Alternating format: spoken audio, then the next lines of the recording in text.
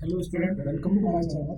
आज हम Euclid geometry के बारे में पढ़ेंगे। यूक्लिड ज्योमेट्री क्या होता है और इसमें क्या क्या चीज़ें इंक्लूड होती है उसके बारे में पढ़ते हैं। सबसे पहले आता है यूक्लिड। यूक्लिड कौन थे? He was a mathematician. वो बहुत बड़े मैथमेटिशियन थे। उन्होंने कुछ किसी भी ऑब्जेक्ट का सरफेस होता है, इसकी लेंथ होती है, ब्रेथ होती है, उसका कुछ एरिया होता है, इन सब के बारे में डिस्कस किया था। इसीलिए हम इसे यूक्लिड ज्योमेट्री कहते हैं। तो सबसे पहला टॉपिक आता है पॉइंट। पॉइंट क्या है? तो पॉइंट के बारे में ये है, पॉइंट का एक सिंपल इसको पॉइंट बोलते हैं। तो पॉइंट का क्या? पॉइंट का ना लेंथ होता है ना ब्रेथ होता है। तो पॉइंट हैज नो पार्ट्स, इसका कोई पार्ट्स नहीं होता है, इसको किसी भी पार्ट से कंसीडर नहीं किया जाता। तो अगर कोई आपको पॉइंट का अगर डेफिनेशन पूछे तो आपको बोलना है कि point has point a point which has no parts, which has no parts, ना इसमें लंबाई होती है ना चौड़ाई होती है, उसको हम पॉइंट कहते हैं। और सेकंड आता है हमारा लाइन। लाइन क्या होता है? फिर लाइन वो होता है जिसकी केवल लेंथ होगा। A line is a line which has length, but इसकी चौड़ाई नहीं होती है। सपोज ये हमने एक लाइन ड्रॉ किया है, तो इसका कुछ ना कुछ समथिंग, ये चौड़ाई तो होगी ही होगी, लेकिन उस चौड़ाई को हम कंसीडर नहीं करते हैं। तो इसके लाइन का डेफिनेशन बोलेंगे। लाइन का डेफिनेशन हमारा क्या होगा? A line is a breathless length. A line is ए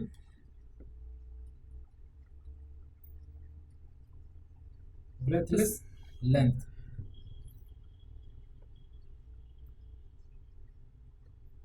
उसको हम लाइन बोलते हैं।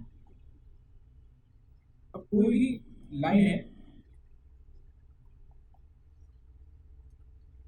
सपोज ये हमारा लाइन है, इसका जो एंड पॉइंट होगा वो जरूर एक ना कोई पॉइंट होगा। ये चीज है कि किसी भी लाइन की लाइन क्या है? ये लाइन इसकी तो चौड़ाई होती नहीं है, इसकी केवल लंबाई होती है। ओके। और इसका जो पॉइंट एंड होगा लास्ट में वो एक पॉइंट होगा। ओके, इसके बारे में कह रहे हैं। और थर्ड है सरफेस के बारे में। सरफेस क्या होता है?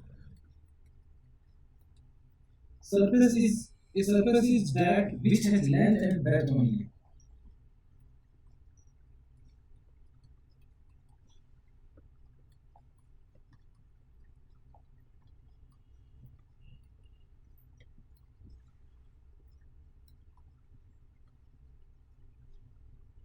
Length and breadth only.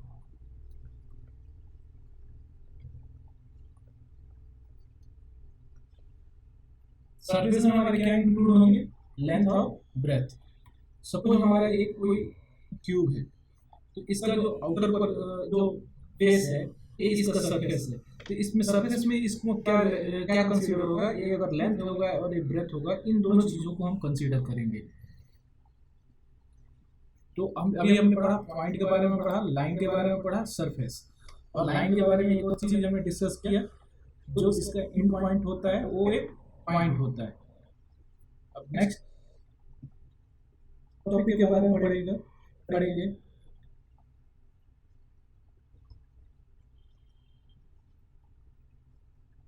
यहाँ पे कुछ थ्योरम है, उसको मैं पहले राइट डाउन कर दे रहा हूँ। Things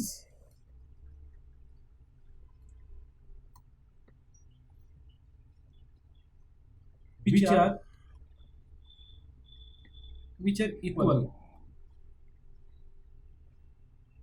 things which are equal to the same things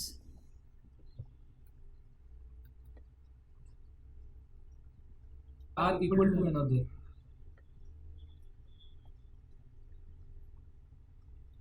Equal to one another. Things which are equal to same things are equal to one another. Suppose यहाँ पे कोई मेरा ऑब्जेक्ट है ए, और यहाँ पे कोई ऑब्जेक्ट है मेरा बी। ए ये जो मेरा ऑब्जेक्ट है और ये ऑब्जेक्ट है, दोनों सेम थिंग है।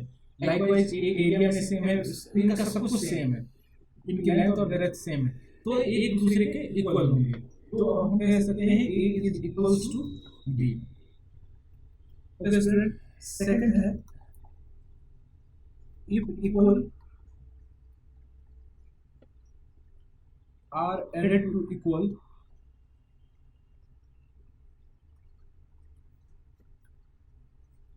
the whole are equal।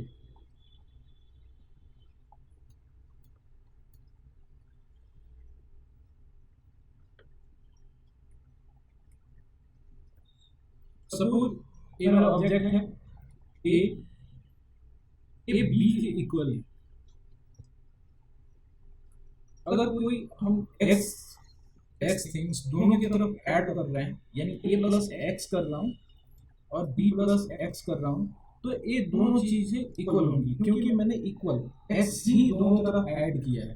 तो हमारा a plus x is equal to b plus x होगा। आई होप आपको समझ में आया होगा। Third point is if equal is subtracted from equal the remainder are equal. If equal are subtracted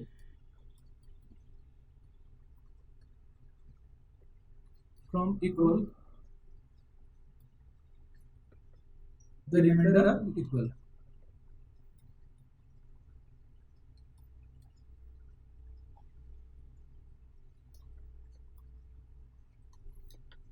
suppose हमारा x and y कोई equal चीज है। अब कोई मैं एक क्वांटिटी दोनों की तरफ से सब्ट्रैक्ट कर रहा हूँ, यानी x माइनस ए कर रहा हूँ एंड y माइनस ए कर रहा हूँ, तो ये दोनों चीज भी आपस में इक्वल होंगी। x minus A will be equal to y minus A, क्योंकि अगर मैं यहाँ पे x माइनस ए कर दूँ और y माइनस बी कर दूँ, यहाँ पे a और b इक्वल नहीं है, तो क्या ये दोनों इक्वल होंगे? नहीं होंगे। तो हमें अगर इन दोनों को इक्वल रखना है तो इक्वल ही दोनों तरफ से हम सब्ट्रैक्ट करेंगे, घटाएंगे। अब फोर्थ टॉपिक में हम आते हैं। फोर्थ जो टॉपिक है हमारा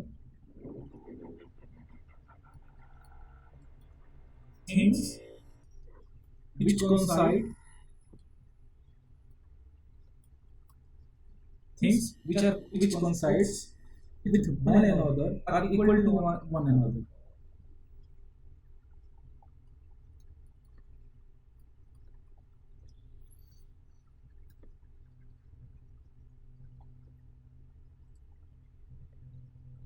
are equal to one another।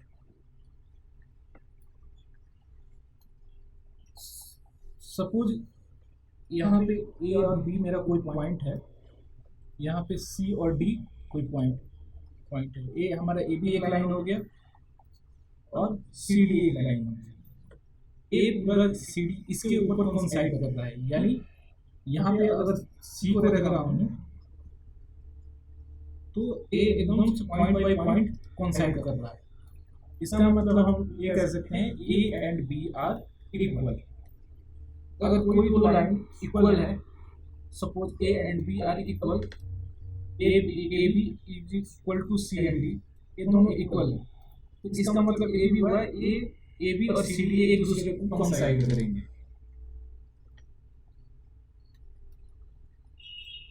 और आते हैं फिफ्थ पॉइंट पे आते हैं, the whole is greater than any part. The whole is greater then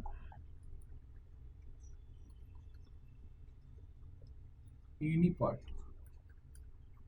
suppose हमारा कोई एक ऑब्जेक्ट है ए, इसमें से कोई भी एक चीज टुकड़ा में लेता हूं, तो ए जो होगा वो हमेशा ग्रेटर देन बी होगा, क्योंकि इसका कोई भी एक पूरा पार्ट, एक छोटा सा कोई पार्ट मैं उठाता हूँ, इसीलिए कहते हैं the whole is greater than any part.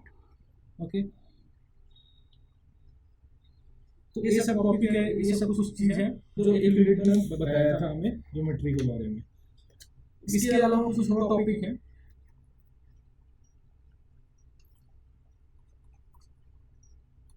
एक स्ट्रेट लाइन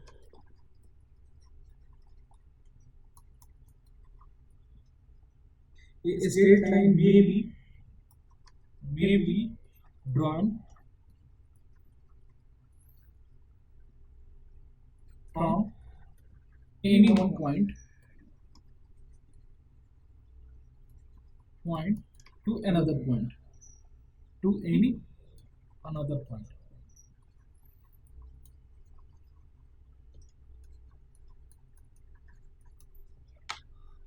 सपोज यहाँ पे हमारा दो कोई पॉइंट दे रखा है, तो इन दोनों के बीच में एक ए पॉइंट हम इसको ए कंसीडर किया, इसको बी कंसीडर किया, तो इसके बीच में हम एक स्ट्रेट लाइन ड्रॉ कर सकते हैं, कोई भी पॉइंट दो, कैसे भी, इसके बीच में हम एक स्ट्रेट लाइन ड्रॉ कर सकते हैं।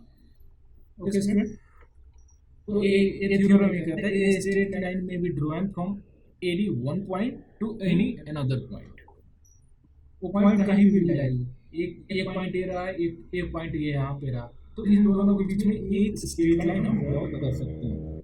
अब नेक्स्ट टॉपिक है गिवन टू डिस्टिंक्ट पॉइंट,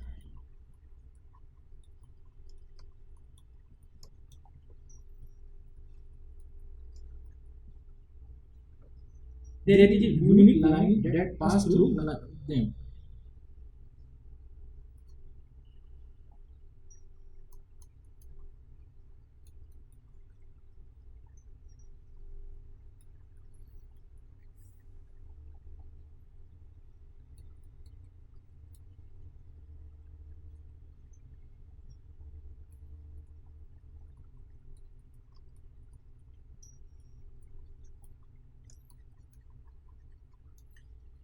अगर कोई टू डिस्टिंक्ट पॉइंट है, इन दोनों के बीच में एक एंड वन लाइन ही पास कर सकती है, ठीक है, इससे ज्यादा लाइन आप नहीं खींच पाओगे,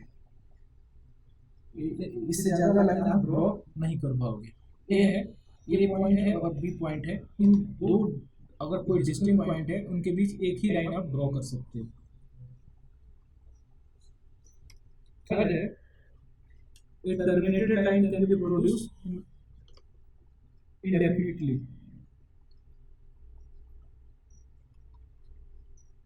A terminated line can be drawn. Suppose हमारा एक दो पॉइंट है, सपोज यहाँ पे हमारा कोई दो पॉइंट है, ये पॉइंट हमारा ए है, यहाँ पे एक पॉइंट ए है और यहाँ पे पॉइंट बी है, तो इनको आप इंडेफिनिटली, इससे आगे आप कहीं भी प्रोड्यूस कर सकते हो। ए लेंथ हम इन्फिनिटी तक चला जाएगा और ए लेंथ भी आप इन्फिनिटी तक चला जाएगा। तो एक टर्मिनेटेड लाइन है, ए क्या है, टर्मिनेटेड लाइन है और बी भी हमारा टर्मिनेटेड लाइन है, तो इसको आप इंडेफिनिटली कहीं पे भी इंडेफिनिटली मूव कर सकते हो।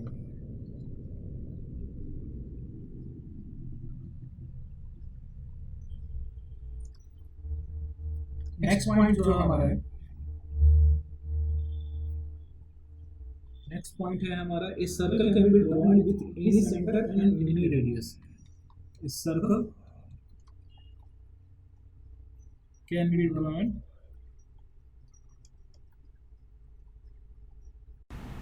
with any center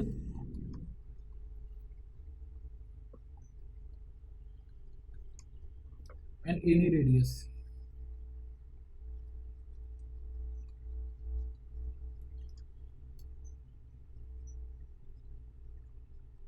अगर कोई हमें सर्कल ड्रॉ करना है, यहाँ पे अगर सेंटर ले लिया और ये हमारा रेडियस है, तो इजीली हम एक सर्कल ड्रॉ कर सकते हैं। तो एक सर्कल को ड्रॉ करने के लिए हमें एक सेंटर और एक रेडियस की हेल्प से हम ड्रॉ कर सकते हैं।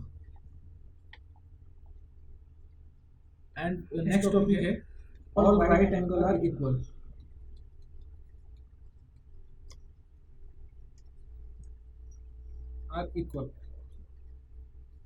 जैसे राइट एंगल क्या होता है, जो 90 डिग्री के बराबर हो। अगर ए हमारा कोई पॉइंट है, ए 90 डिग्री है ए एंगल, और कोई बी है वो भी राइट एंगल है, इसका मतलब क्या है, वो भी 90 डिग्री है, देन बोथ आर इक्वल।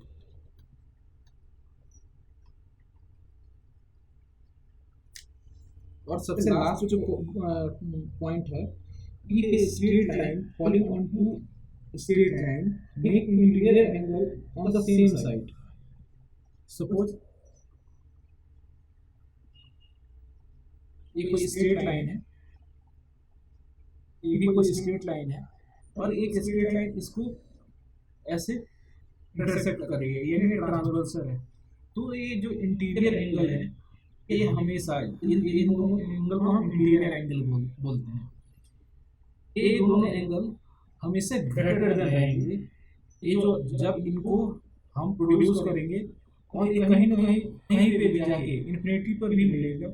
और ये हमारा एंगल अगर थीटा रहेगा, ये थीटा 1 प्लस थीटा 2 रहेगा, ये थीटा 1 और थीटा 2 है, तो यानी theta 1 plus theta 2 is always greater than theta. तो इसके बारे में इसने कहा है। तो सबसे पहले मैं जो डेफिनेशन है वो राइट डाउन कर रहा हूँ। If a straight line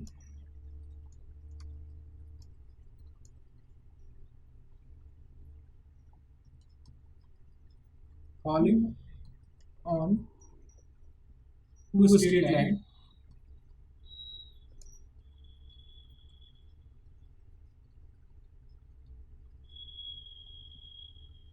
makes the interior angle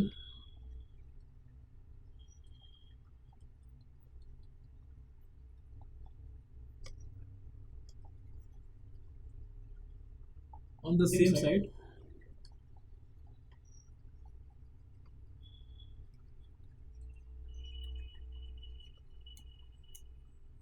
straight line. यहाँ पे ये थ्योरम हमने लिख दिया, इसको आप आराम से पढ़ो पहले ध्यान से। If straight line falling on to straight line,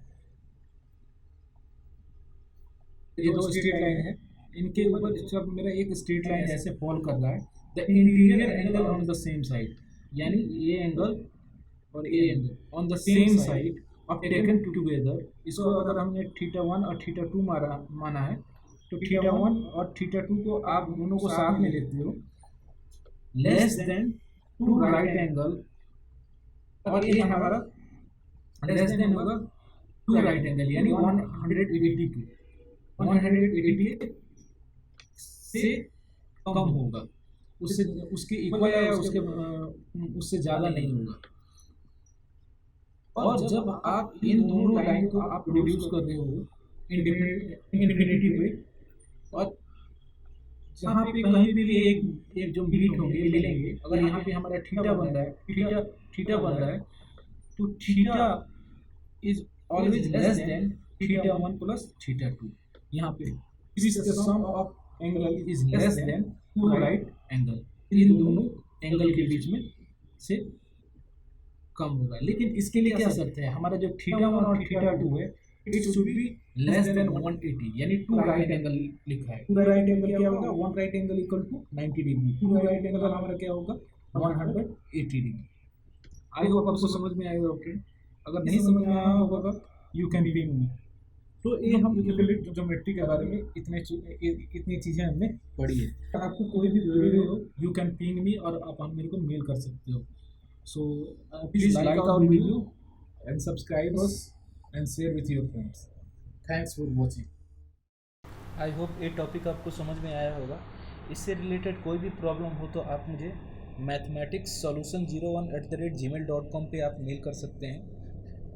please इस वीडियो को लाइक करो और शेयर करो, और हमारे चैनल को सब्सक्राइब करो। अगर आप फेसबुक पर जुड़ना चाहते हैं तो हमारे फेसबुक पेज को लाइक करें। Thanks for watching, have a good day.